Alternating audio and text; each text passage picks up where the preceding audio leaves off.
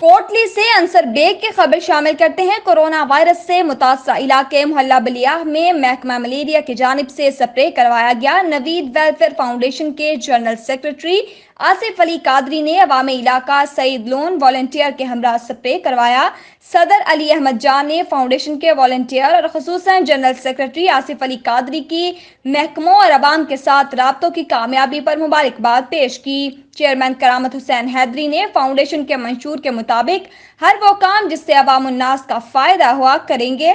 जिला इंतजामिया दूसरे महकमों का शुक्रिया जो फाउंडेशन की निशानदही पर ताउन करते हैं।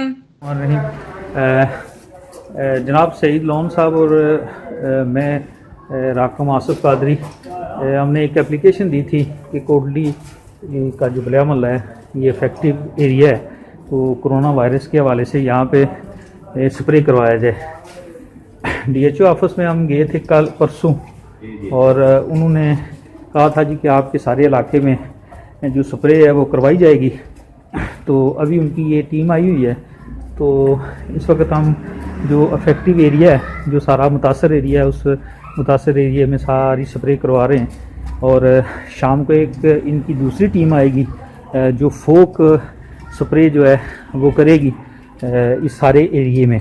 तो जिस जगह पे गाड़ी जाएगी इसमें वो फोक करेंगे और उसके अलावा जो है वो तमाम जो जगह है उस पर वो स्प्रे किया जाएगा।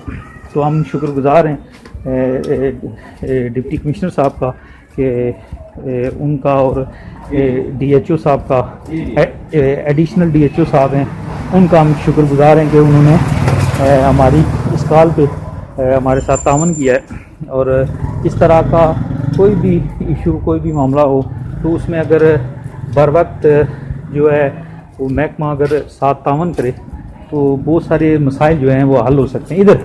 इधर चलें, बहुत सारे जो मसाइल हैं वो हल हो सकते हैं। ये इस वक्त हम ख्वाजा गली में, ख्वाजा गली जो है जो जिसमें नसीर राठौर साहब का वो भी इफ़ेक्टिव हैं, उनका जो है गली अभी हम उसमें खड़े हैं। तो थोड़ी देर में ये बलिया मस्जिद तक ये सारा इफेक्टिव एरिया जो है उस सारे में ये की जाएगी, स्प्रे किया जाएगा।